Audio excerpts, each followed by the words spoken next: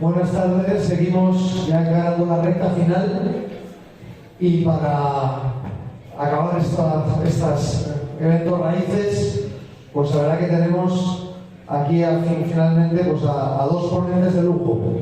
El primero de ellos es Gonzalo Rodríguez, también le conocéis por sus libros, a lo cual le conocéis también por El Aullido del Lobo, La Forja y la Espada, vídeos.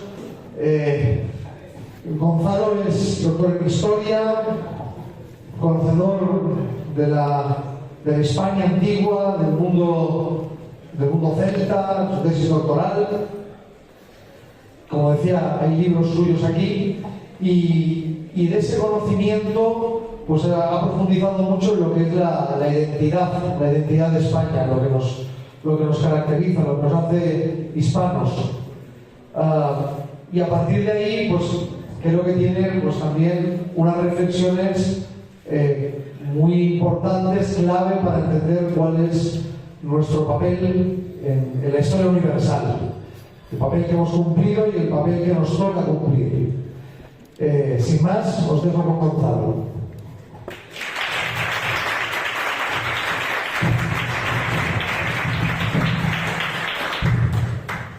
Buenas tardes, ¿se me escucha bien? ¿Seguro?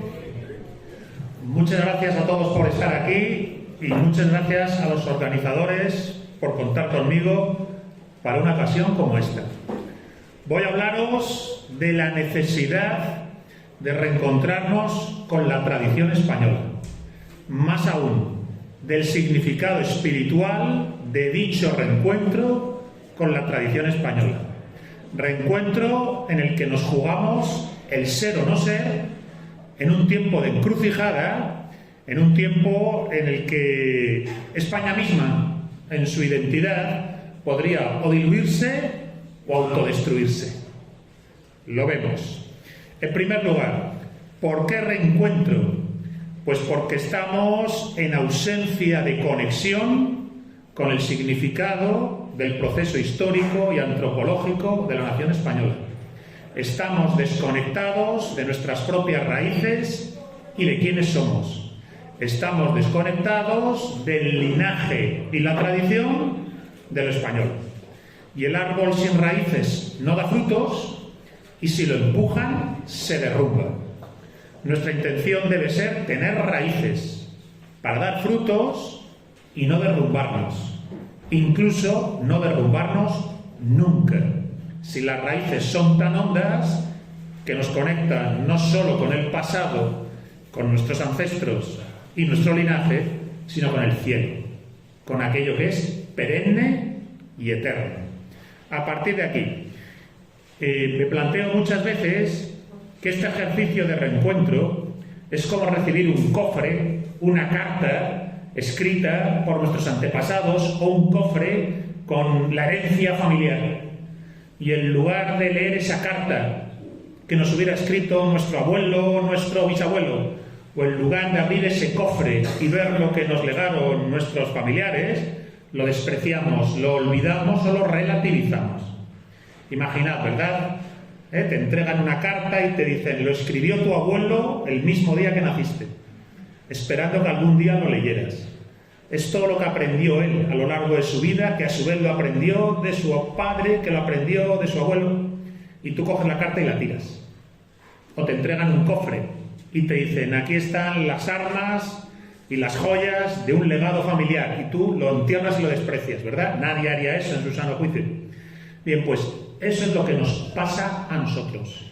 Tenemos el cofre, tenemos la carta y lo despreciamos, lo olvidamos o lo relativizamos. Bien, pues yo propongo hacer justo lo contrario. Y respondiendo al mandato de Apolo en Delfos, cumplir con ese conócete a ti mismo, llega a ser quien estás llamado a ser, conviértete en quien eres. Bien, a partir de aquí, también yo planteo que el reencuentro con la tradición española, el reencuentro con la tradición y el linaje español, implica también una narrativa, una narración, un ejercicio de lo que se llama storytelling, de saber contarnos nuestra historia. Yo digo que el guardián de la tradición es, junto con el cazador y el recolector, la profesión más antigua de la humanidad.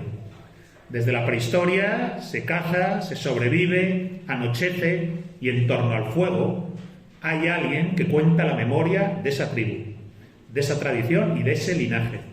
Y en esa memoria hay un saber quiénes somos, cuál es nuestra razón de ser y cuál es el significado espiritual de nuestra vida y nuestra comunidad.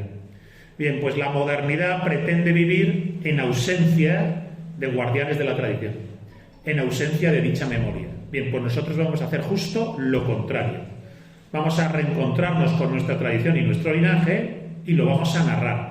Y lo vamos a narrar con la intención de tener razón de ser, significado y así potencia de futuro. Quien sabe de dónde viene y quién es, está dispuesto a saber hacia dónde dirigirse y además dirigirse con toda su potencia hacia dicho horizonte.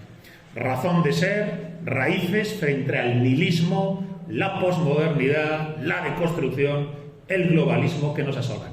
Entonces, planteada un poco la intención y un poco las coordenadas en las que me muevo, vamos a hacer el ejercicio de reencontrarnos con la tradición española.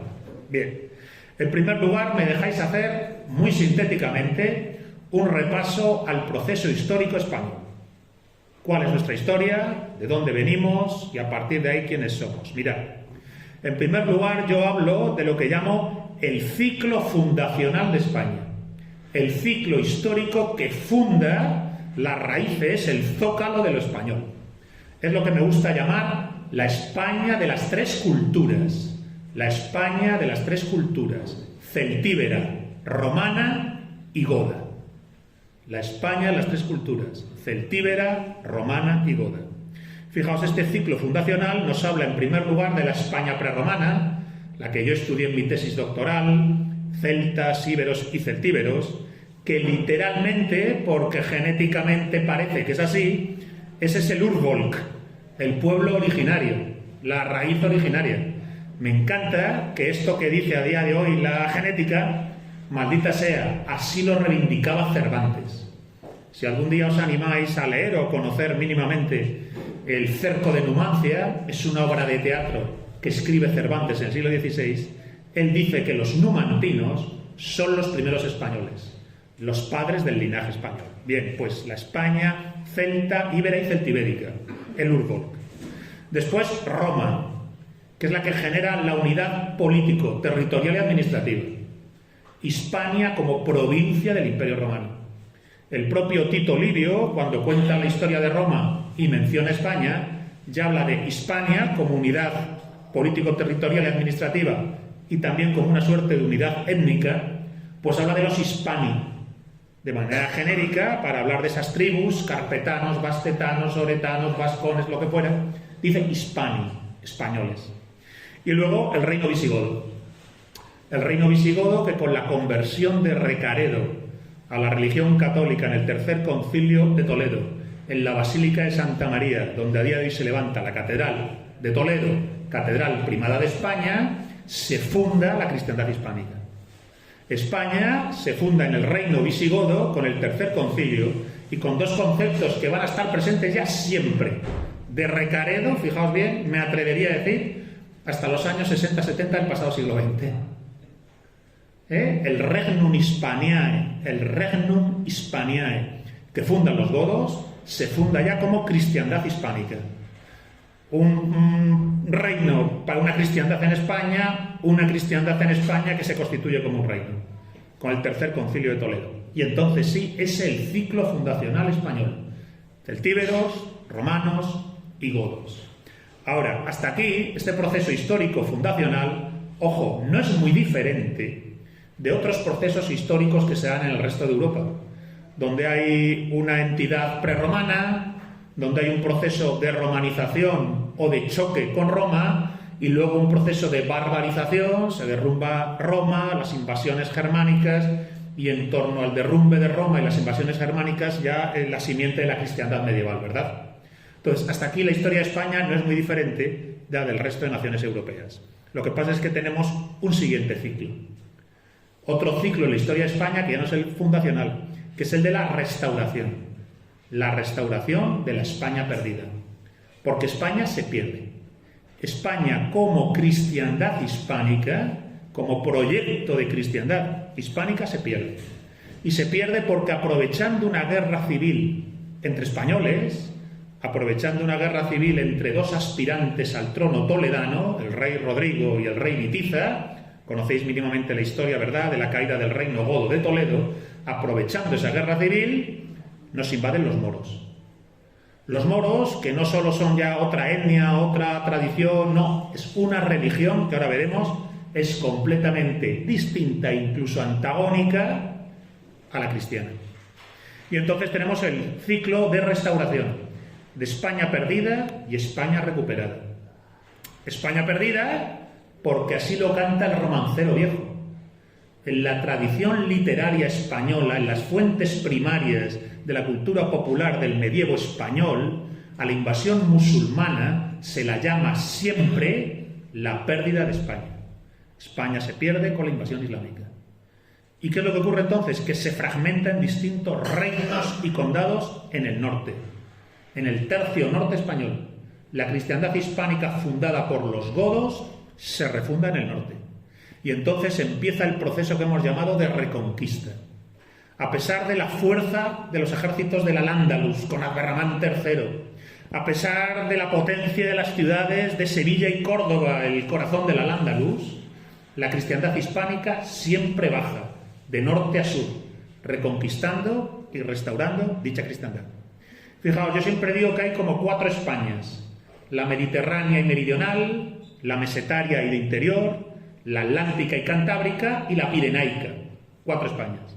Bien, pues es la España atlántica y la España pirenaica, la España del tercio norte, la que se refunda en esa cristiandad y la que hace el proceso de reconquista. No tanto desde la España pirenaica, lo puedo desarrollar, la llamada marca hispánica, que mayormente hasta casi Alfonso I el Batallador, Navarra, Aragón y Cataluña, es, por decirlo así, una provincia de la Europa carolingia, sino sobre todo a través de esa matriz, de esa España refundada, de esa cristiandad refundada, que es Asturias, que es el reino de Asturias, que después se convierte en el reino de León, que se postula como imperio, como unidad que galvanice al resto de la cristiandad hispánica fragmentada. Entonces, España así como reconquista. España tiene un ciclo fundacional análogo al del resto de Europa, pero tiene en eso que llamamos reconquista algo diferente. España se pierde y se reconquista a sí misma, se restaura a sí misma y genera ya otra realidad. La España reconquistada, la España de la cristiandad restaurada. Una cristiandad restaurada y reconquistada que hay que subrayar se hace frente al Islam. Y el Islam, recordar, no es el cristianismo. El Islam es un monoteísmo unilateral. Entre Dios y el hombre hay un abismo insalvable, ontológico se dice. Bien, en el cristianismo, recordar, Dios es Padre, Hijo y Espíritu Santo. Y a través de la encarnación, Dios mismo ha sido carne, sangre y huesos como nosotros. Y hasta tal punto ha sido carne, huesos y sangre como nosotros, que ha podido sufrir pasión y crucifixión. Ha podido sufrir, como sufrimos los hombres y mujeres de este mundo, en la vida contingente, impermanente, del espacio-tiempo. Bien, yo siempre digo, ¿qué Dios es ese que no ha estado en el mundo? ¿Cómo puedes plantearte un Dios que no ha sufrido como sufren los hombres en este mundo? Bien, eso es una diferencia fundamental, radical, que impide desde el Dios cristiano asumir las coordenadas teológicas, filosóficas, antropológicas del Islam. Por eso la reconquista se lleva a cabo, porque son irreconciliables, o el uno o el otro. Y Dios gracias, ganamos los cristianos y restauramos España. Tanto la restauramos que, fijaos bien, Sevilla posiblemente fue la ciudad más potente del Islam en España, la ciudad más potente del Al-Ándalus. Bien, pues siempre me gusta decirlo. ¿Cuál es la fiesta más característica de la religiosidad popular sevillana? La Semana Santa. Los moros no celebran Semana Santa. ¿Cuál es el rasgo más característico de la religiosidad popular andaluza? El culto a las imágenes y el barroquismo andaluz. Los moros no rezan a las imágenes. ¿Y cuál es a su vez, dentro de dicho barroquismo, la devoción más característica de Andalucía? El culto a la Virgen María. Los moros, os podéis imaginar, no rezan a ninguna mujer. Así que, efectivamente, es empírico, hubo reconquista y hubo restauración. Y los españoles, a través de la reconquista, descendemos de las coordenadas filosóficas, teológicas, religiosas, espirituales y antropológicas, no de Almanzor, no de Abderramán III, sí de Fernando III el Santo, sí del rey Ramiro derrotando a Abderramán en la batalla de Simancas, sí de la carga de los tres reyes en las Navas de Tolosa. Así que hay un rasgo ya de la idiosincrasia española que es propio de España, la reconquista, a la contra del Islam. Y a la contra del Islam entendiendo que no es una mera pelea de Juego de Tronos, de a ver quién tiene más poder. Es una cruzada, es una guerra de cosmovisión. La cosmovisión islámica con el Dios infinitamente lejano, tan lejano que da una palabra revelada que se obedece unilateralmente a través de una ley que es la Sharia, y el Dios cristiano, infinitamente cercano, tan cercano que ha sido como nosotros, carne, huesos y sangre, en el espacio-tiempo, donde se sufre si te golpean, donde se sufre si te crucifican. No tiene nada que ver, ¿verdad? A partir de aquí, la siguiente etapa de la historia de España es la plenitud de España. Si a través de la reconquista España se restaura a sí misma, a través del imperio España hace una proyección universal de dicha cristiandad. Y esto es algo que de nuevo es característico nuestro. Fijaos, se suele decir, al imperio universal romano, a las romanitas, se la eleva y se la trasciende a través de la cristianitas, del ideal del ecúmene medieval, de la cristiandad medieval. Bien, pues a la cristianitas que sucede a las romanitas, le sucede incluso una cristiandad más amplia, una cristiandad más universal, que es la hispanitas. El ideal de imperio alcanza su plenitud no con Roma, ni siquiera con Carlomagno. El ideal de imperio se alcanza con la España imperial, que es una cristiandad universal. Tan universal que está dispuesta a evangelizar a unos pueblos que viven en el calcolítico, que viven en el neolítico, que viven en una prehistoria precolombina en las Américas, para sacarles de la abominación de la antropofagia, para sacarles de la abominación de la tiranía antropófaga de los sumos sacerdotes aztecas y llevarles esa idea cristiana de la dignidad esencial de todo ser humano y de la idea de un libre albedrío que puede conducir al hombre por su mérito espiritual a merecer el cielo cuando muera. Esa idea de mérito espiritual, grabarla, que volveré sobre ella, pues es rasgo característico del cristianismo y es rasgo característico de la idiosincrasia española. Entonces, hemos tenido un ciclo fundacional, celtíberos, romanos y godos, y hemos tenido dos ciclos de idiosincrasia propia, reconquista e imperio. Cuando a mí me preguntan qué es España, yo digo, España no es liberalismo, España no es socialismo, España no es nacionalismo, España no es nada que tenga que ver con la Revolución Americana, España no es nada que surja de la Revolución Francesa, España no es nada que surja de la Revolución Soviética. España es reconquista e imperio. Reconquista de la cristiandad hispánica frente a Mahoma, proyección universal de dicha cristiandad reconquistada y restaurada. Ahora, si hemos visto estas tres etapas, hay otra siguiente etapa, porque los aquí presentes no vivimos en la España de la reconquista, ni vivimos en la España del imperio, ni en la de los celtíberos o los godos, ¿verdad? Vivimos en la España de la encrucijada. Y a la España de la encrucijada entre el ser y no ser, la encrucijada del ser y no ser, hemos llegado porque hay un cuarto ciclo histórico, que es el ciclo de la decadencia. Ciclo de la decadencia que comienza, a mi entender, podemos poner la fecha, con la paz de Westfalia, que se desarrolla durante el siglo XVIII con la llegada de los Borbones, y no tanto con los Borbones como esa segunda mitad del siglo XVIII que va implementando el absolutismo, la Ilustración, las coordenadas filosóficas que han surgido en Europa al calor de la subversión protestante y que en un proceso de alrededor de 250 años nos van llevando a la situación actual. Tenéis que pensar que en este ciclo de decadencia es cuando empieza la etapa de convulsión y guerra civil en España. La guerra de sucesión, la de 1714, ¿verdad?, es una guerra civil entre españoles y entre bandos. Las guerras carlistas son 3 guerras civiles. La Primera República acaba en un conato de guerra civil y la Segunda República termina en una guerra civil que la gana Franco, ¿verdad? Lo sabemos todos. Durante casi 250 años empalmamos, entre comillas, si me permitís hablar así, 6 guerras civiles.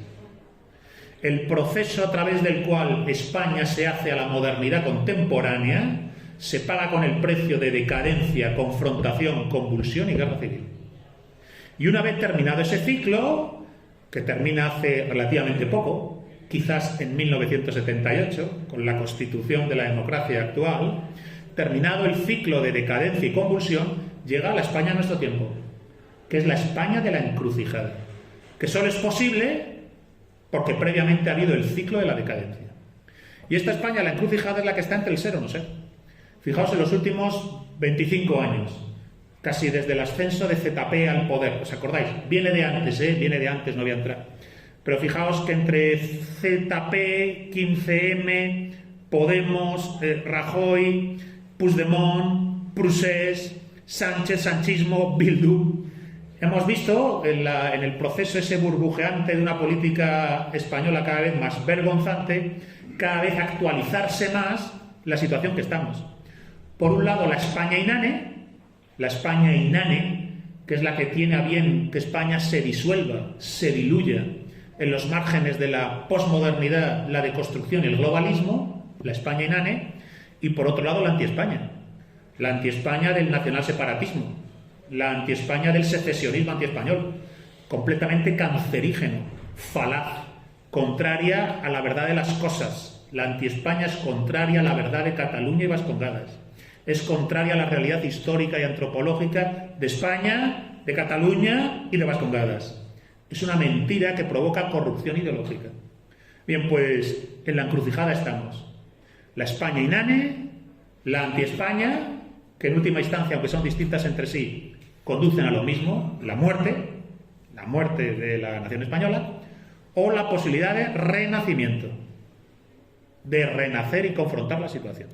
Bien, pues si hemos tenido el ciclo fundacional celtíbero-romano-godo, si hemos tenido los 2 ciclos que marcan nuestra identidad, reconquista e imperio, si hemos tenido el ciclo de decadencia, que conviene estudiarle y comprenderle, porque es el ciclo que nos trae hasta aquí, el ciclo de ilustración, segunda mitad del siglo XVIII, el siglo XIX y las guerras civiles del XIX, ¿verdad?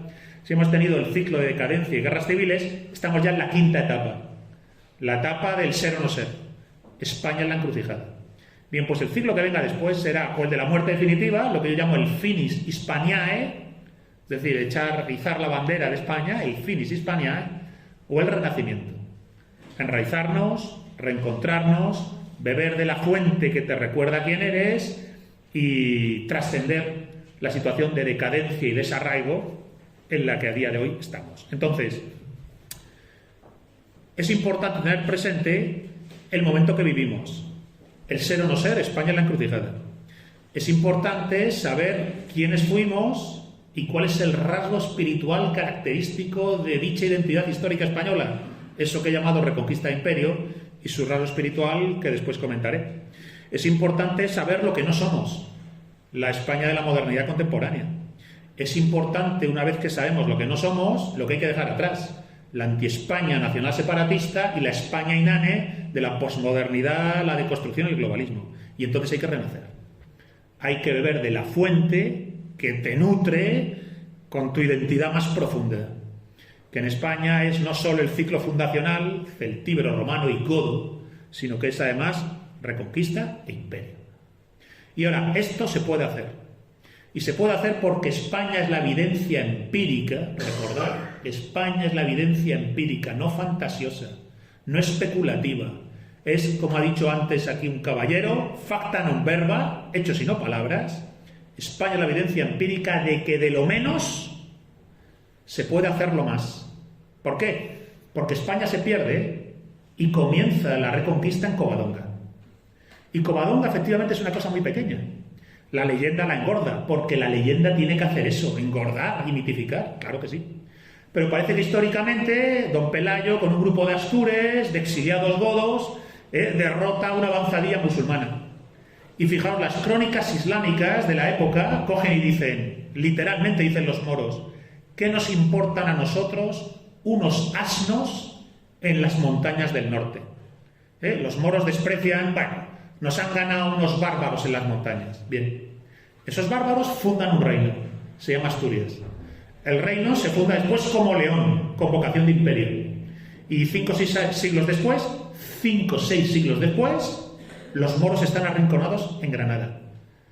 Y 150 años después, los moros han sido expulsados. Y ese mismo año se cruza el mar y se descubre América. Y en menos de 100 años tienes el imperio más grande en extensión, cuantitativo, pero también cualitativo en cuanto a proyecto, que ha conocido la humanidad, el Imperio Español. De lo menos es posible lo más. Por dura que sea la situación, joder, Covadonga, los asnos en las montañas, por difícil que parezca, la evidencia empírica es que de menos se puede lo más. Así que por mal que parezca que están las cosas, no pasa nada. No tenemos derecho a desesperar, porque la historia de nuestra nación nos invita a saber que no hay derecho a desesperar y que de lo menos, del pequeño reino de Asturias, que es diminuto, la primera capital del reino de Asturias es un pueblito asturiano que se llama Cangas de Onís. Fijaos, ¿habéis estado allí? En una aldea en la montaña. Bien, pues esa capital de ese pequeño reino acaba teniendo el imperio más grande que ha conocido la humanidad. De lo menos es posible lo más. Así que si estamos en la encrucijada, hay que decir renacimiento, hay que decir restauración y hay que decir reconquista, porque se puede hacer, porque ya se hizo. De lo menos es posible lo más. Ahora, esta labor de reencuentro, de renacimiento, pues está pendiente de hacerse, hay que pergeñarla filosóficamente, teóricamente, prácticamente, antropológica, es decir, tenemos enfrente nuestra una misión.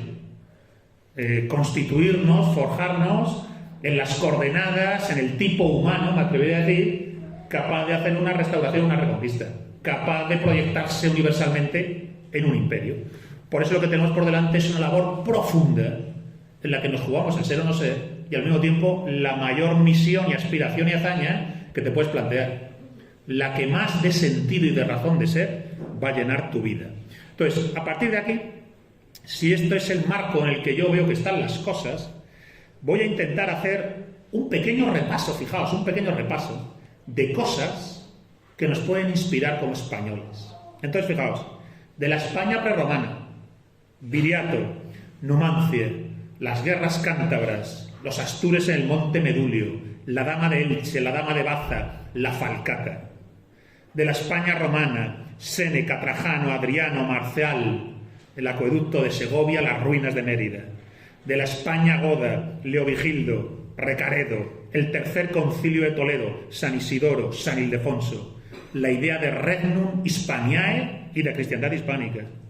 Fijaos, del medievo propiamente dicho, con la invasión musulmana, las leyendas de la cueva de Hércules, la mesa de Salomón y Florinda la Cava en la caída de Toledo, don Pelayo, el reino de Asturias y la marca hispánica, la España pirenaica, Navarra, Aragón, Cataluña, los tres Alfonsos del reino de Asturias, Beato de Liébana, la batalla legendaria donde Santiago Matamoros llega en el trueno y se convierte en el dios guerrero de la España reconquistadora, y efectivamente el rey Ramiro derrotando a los moros en Simancas y diciendo que Santiago Matamoros ha conducido su espada, y la reconquista de Toledo, y el cantar de Miocid, y Alfonso I el batallador, y Jaime I tomando Valencia, y Aragón proyectándose en el Mediterráneo, y los almogávares gritando desperta Ferro, y las navas de Tolosa, la carga de los tres reyes, Fernando III el Santo, Alfonso X el Sabio, la batalla del Salado, Isabel y Fernando y la toma de Granada. Madre mía, qué maravilla. Y en todo este proceso el romancero viejo, el romance del conde Arnaldos, el código de las 7 partidas, las cántigas de Alfonso X el Sabio, Ramón Llull y el concepto de Rex Velator y la historia general de España que escribe Alfonso X el Sabio. Y todo este proceso de reconquista con el Dios uno y trino, el Dios que ha sido carne, huesos y sangre, que como nosotros conoce la violencia de la sangre, de la cruz, del sufrimiento, del desengaño. Ojo, no es el Dios maometano, que está infinitamente lejos y dicta a través de un ángel a Mahoma lo que hay que hacer unilateralmente. Es un Dios que dice, yo estaba aquí contigo. He sufrido como sufrirás tú. Toma ya. Bien, pues ese mismo proyecto de cristiandad hispánica, hemos dicho que tras la reconquista hace el imperio. Y lo del imperio es una pasada. Es una fuente en la que beber todo el rato. Fijaos, Hernán Cortés, Pizarro, Cabeza de Vaca, Almagro, el Gran Capitán, Elcano, la Escuela de Salamanca, la Universidad de Alcalá, el Cardenal Cisneros, Cervantes, Lope, Quevedo, Santa Teresa, San Juan de la Cruz, Velázquez, el Greco, Murillo, Fray Luis de León, San Ignacio de Loyola, la Celestina, el Lazarillo, el Burlador de Sevilla, Don Quijote, el Amadís de Gaula. Y ojo, en todo este proceso del Imperio Español, las coordenadas de nuevo de ese Dios uno y trino, de una cristiandad hispánica. Una cristiandad hispánica que va a tener que pelear en Europa contra la subversión protestante, que va a tener que luchar en el Mediterráneo contra el fanatismo islámico y que al otro lado del mar va a conquistar las Américas y se va a enfrentar a la abominación irracional de la antropofagia azteca. Hernán Cortés, libertador de los pueblos de Mesoamérica de la tiranía azteca. Me gusta decir siempre Hernán Cortés, Premio Nobel Perpetuo de la Paz, porque pacificó Mesoamérica de la monstruosidad aberrante de los aztecas. Y todo esto conforme a la antropología que en el siglo de oro llamaban de la gracia suficiente y eficiente. Frente a la subversión protestante que dice que estamos capados espiritualmente frente a Dios, la idea de una cristiandad hispánica que subraya que el argumento de vida es hacer mérito espiritual para la santidad y el heroísmo, merecer el cielo cuando mueras. La idea de hacer mérito espiritual para la gloria es el centro fundamental del ideal de santidad y del ideal de heroísmo que está en esa tradición española y que es una cosa muy antigua. Está en la arete de los griegos, está en la virtus de los romanos, está en la ética heroica y espiritualidad heroica de celtas y germanos. Es algo que está dentro de nosotros desde siempre. Bien, pues en la idea de una gracia que invita a hacer mérito espiritual, pues es suficiente y eficiente para, por el libre albedrío, hacer ese mérito y por ende en la muerte merecer el cielo, merecer la gloria, es clave fundamental para entender entonces qué es eso de una cristiandad hispánica. Es vivir de un modo tal que aspires al heroísmo o a la santidad. Y aunque parezca que no puedas, porque somos mediocres humanos, limitados y condicionados, ¿verdad? La naturaleza quebrada de la que habla el Quijote, aunque parezca que no puedas, esforzarte en la virtud. Y decir, yo me dedico a hacer mérito para merecer la gloria. Y desde ahí todo lo demás. Claro, esto es una idea fundamental porque choca directamente con los maometanos, que son como orcos del Corán, choca directamente con la irracionalidad regresiva de los salvajes americanos antropófagos y choca directamente con la subversión protestante, que niega el mérito. Recordad, Lutero y sobre todo después Calvino niegan el mérito espiritual. Y como no se puede hacer mérito frente a Dios, como estamos capados frente a Dios, que tiene huevos que te tengan que decir eso siendo español, estás capado, no vas a poder hacer mérito. Así se plantea Lutero y Calvino. Entonces lo que te dicen, haz mérito solo en la tierra, haz mérito solo con el éxito material. Y entonces se produce una subversión que nunca se había dado en la ética europea, ni en la época romana, ni en la época griega, ni en la época celta, ni en el mundo germánico. Y es que la acumulación de riqueza en este mundo, el éxito en los negocios, será rasgo de virtud espiritual. Nunca había pasado eso. Esa subversión la provoca la herejía protestante, luterana y después calvinista. Bien, pues frente a eso nosotros, que reivindicamos el mérito espiritual y que decimos honra sin marcos, ¿verdad? Se decía. Al rey la hacienda y la vida se deben dar, pero el honor es patrimonio del alma y el alma solo de Dios. Así habla la tradición española a través del siglo de oro.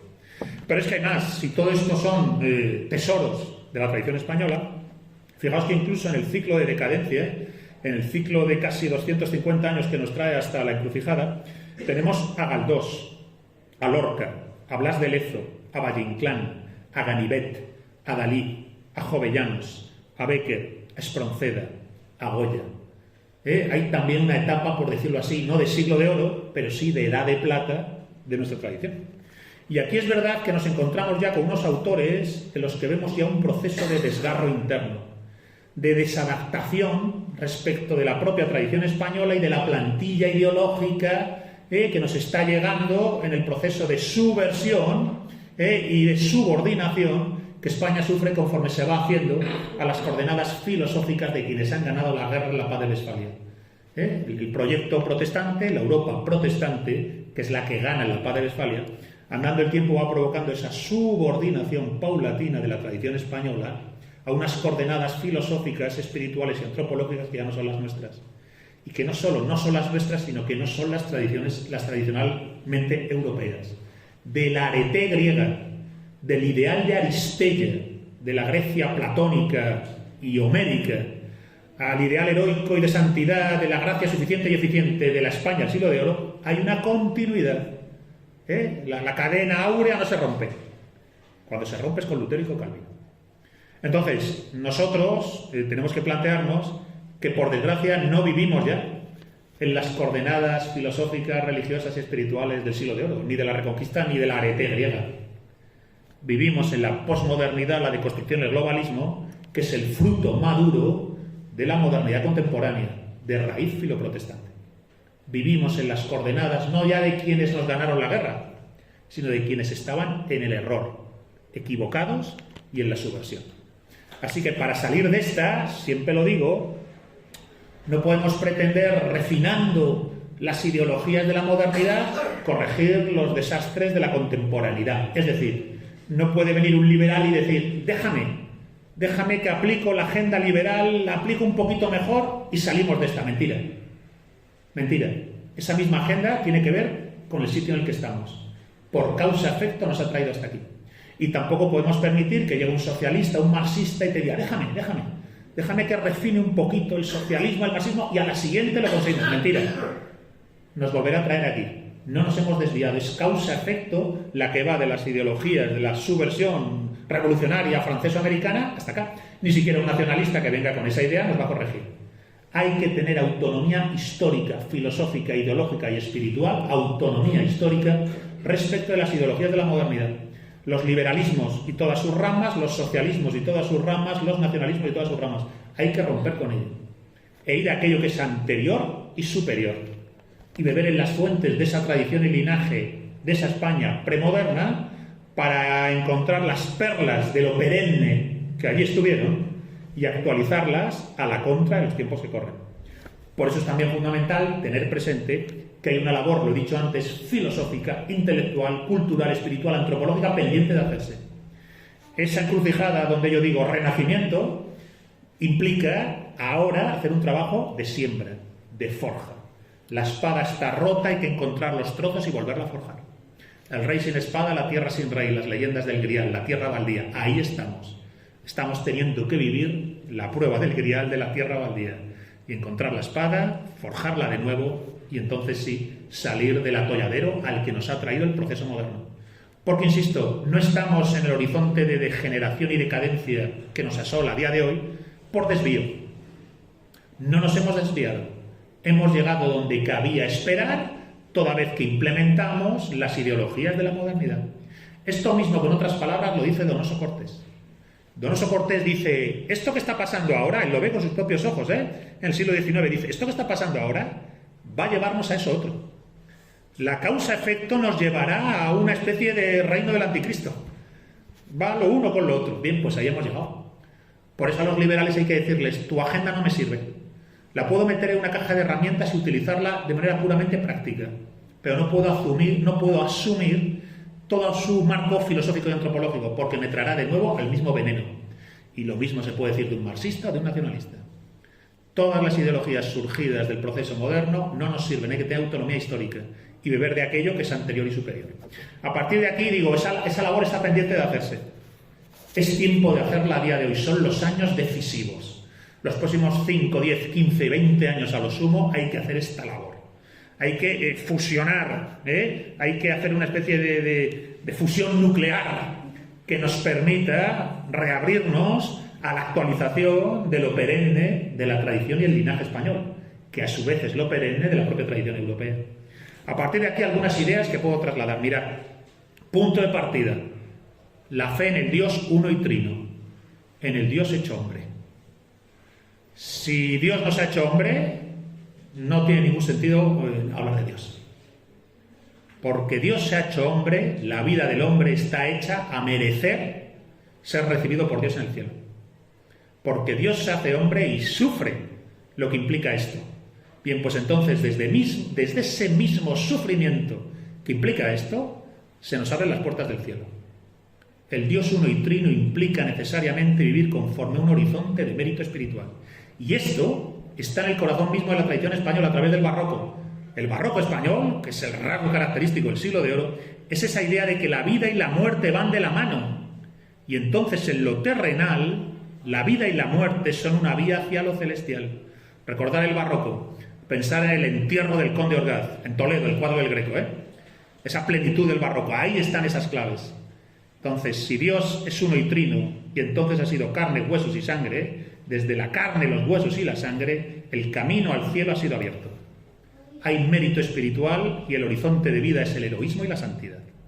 Y a partir de aquí entonces, la antropología del honor. El mérito espiritual implica una antropología del honor. Lo he dicho antes, el teatro español del siglo de oro. La famosa frase, al rey la hacienda y la vida se deben dar, pero el honor es patrimonio del alma y el alma es solo de Dios. Recordar, esto es una obra de teatro donde un funcionario del rey pretende abusar de la hija de un humilde campesino.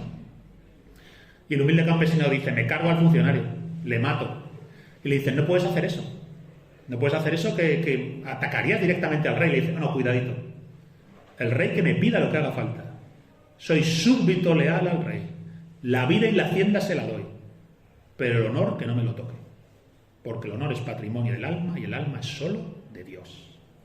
Pero hay más. La fe en el Dios uno y trino, en el Dios hecho carne, la vida en la antropología del honor, la ética del honor, la patria como el compromiso con la fe trinitaria y con el honor, la patria en primer lugar como una suerte de idea que galvaniza a los pueblos y a las personas en torno a la fe del Dios uno y trino y en torno a la antropología del honor.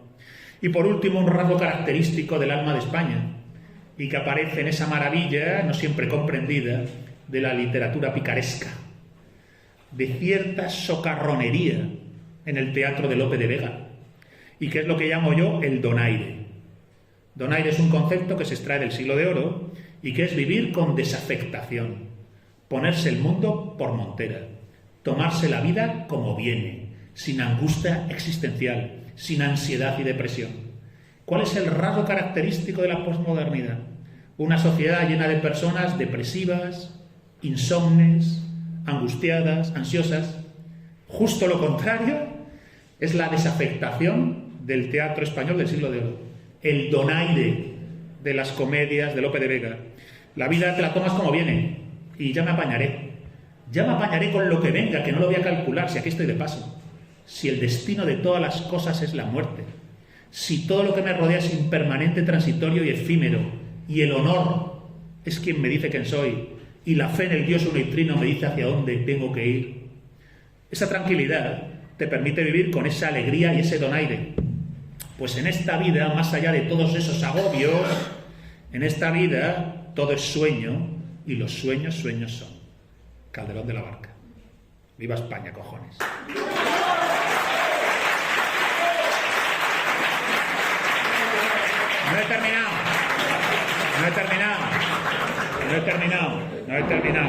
No he terminado, maldita sea. Antes de terminar, no he terminado. Dejarme, una vez planteadas estas claves, la fe en el Dios uno y trino, la idea del honor, la patria en primer lugar como la milicia en el Dios uno y trino y en el honor, la patria en primer lugar como la milicia en el Dios uno y trino y en el honor, y luego la idea del donaire, que no te vean en ansiedad, porque dices, hombre, si aquí esto es, te pones el mundo por montera y lo que venga, que venga. Bien. Bueno, pues dejarme que traiga a colación algunas pequeñas píldoras del tesoro de la tradición española. Mirad, por ejemplo, en la plena Edad Media, el romancero. El romancero es cultura popular. lo cantaban los juglares en las aldeas, en los pueblos y en las fiestas. El romancero son pequeños fragmentos posiblemente extraídos de romances más grandes. Y en ellos lo que reverbera es el alma del pueblo. No son obras sofisticadas desarrolladas en una torre de marfil por intelectuales sesudos. El romancero es de la gente y hacia la gente. Bien, pues fijaos qué bonito que tenemos el romance del conde Arnaldos. El romance del conde Arnaldos es quizás mi poema favorito de la tradición española. Está empapado de esa idea luminosa del mundo pagano, lo ha estudiado Martín Almagro Gorbea, el catedrático español sobre la España prerromana, sobre la idea de que lo real es mágico y lo mágico es real. Esta es una idea propia de ese mundo antiguo. Entonces, fijaos, dice: ¿quién hubiera tal ventura sobre las aguas del mar como hubo el conde Arnaldos la mañana de San Juan? Andando a buscar la caza para su halcón cebar, vio venir una galera que a tierra quiere llegar. Las velas trae de seda, la ejarcia de oro torzal, áncoras tiene de plata, tablas de fino coral. Marinero que la guía, diciendo viene un cantar, que la mar ponía en calma, que los vientos hace amainar, que los peces que andan al hondo, arriba los hace andar, que las aves que van volando, al mastil vienen a posar. Allí habló el conde Arnaldos: bien oiréis lo que dirá. Por tu vida, marinero, dime ahora ese cantar. Respondióle el marinero, tal respuesta le fue a dar: yo no digo mi canción, sino a quien conmigo va. Mirad qué maravilla, porque la mañana de San Juan, la mañana más mágica del calendario, el conde Arnaldos sale a cazar con su halcón y ve llegar del mar una galera como de oro y plata, un barco mágico. Y en el barco va un marinero cantando, y la canción amaina las aguas. Los peces suben y burbujean alrededor del barco, los pájaros se posan en el mástil hechizados, se crea una atmósfera de hechizo, como si de repente el mundo luminoso se hubiera hecho real. Y entonces el conde Arnaldos le dice: marinero, dime qué es eso que estás cantando. Y entonces le habla en términos iniciáticos, del secreto iniciático, y le dice: solo digo mi canción a quien conmigo va. Solo que está en el conocimiento profundo puede pasar al reino encantado. Un cuento de hadas concentrado en un romance de la España medieval. Pedazo de maravilla. Pero hay más, mirad. Jorge Manrique, coplas a la muerte de su padre. Un rasgo característico de la tradición española: el desengaño, la experiencia de la muerte. Esto es una palanca de fuerza. España tiene presente en su tradición el finis gloria mundi. Todas las glorias del mundo son cenizas. España tiene presente en su tradición el memento mori, vas a morir. ¿Qué es lo primero que sabes de esta vida? No sabes nada, salvo una cosa: vas a morir. Eso está presente en la tradición española. El mundo moderno es justo lo contrario. Nunca recuerda que va a morir y nunca piensa que todo es impermanente, transitorio y efímero. Todo, hasta el sol, se apagará. ¿O creéis que no? ¿En cuánto tiempo? En miles de millones de años. ¿Qué son miles de millones de años en la cuenta del absoluto de Dios? Un parpadeo, ¿verdad? Todo es efímero y transitorio. El desengaño de querer abrazar la vida como si fuera permanente. Esa es una clave de la tradición española. Y entonces Jorge Manrique dice: fijaos, esto debería estar grabado en el frontispicio de toda casa española. Dice: recuerde el alma dormida, avive el seso y despierte, contemplando cómo se pasa la vida, cómo se viene la muerte, tan callando. Cuán presto se va el placer, cómo después de acordado da dolor, cómo a nuestro parecer cualquier tiempo pasado fue mejor. Nuestras vidas son los ríos que van a dar a la mar, que es el morir. Allí van los señoríos, derechos a su acabar y consumir. Allí los ríos caudales, allí los otros medianos y más chicos, y llegados son iguales los que viven por sus manos que los ricos.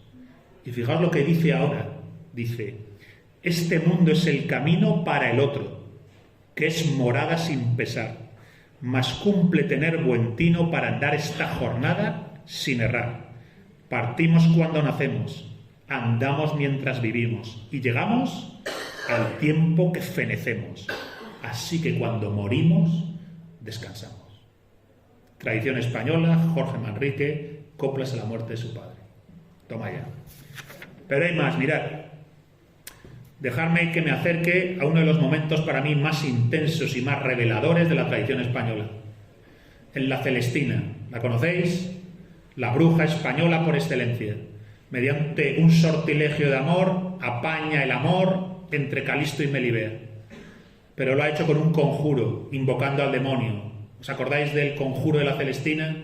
Yo te invoco, triste Plutón, señor de los fuegos sulfúreos, señor de la corte dañada. Invoca al demonio para preparar el sortilegio de amor. Y Calisto y Melibea tienen entonces un amor intoxicado de nigromancia. Y sale mal. Recordar que Melibea se suicida.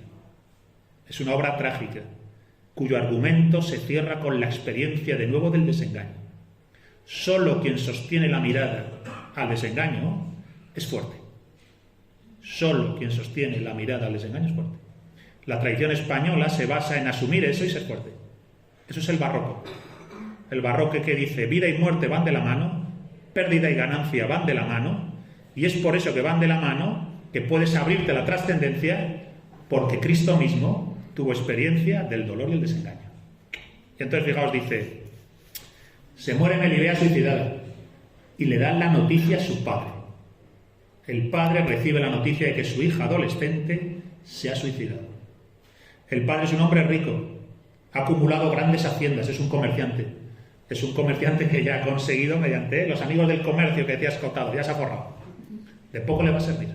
Fijaos, dice, cuando recibe la noticia, este lamento, el padre se llama Pleberio, yo creo que el lamento del padre de Melibea es una obra maestra de la literatura y de la filosofía española, dice, ¿para quién edifiqué torres?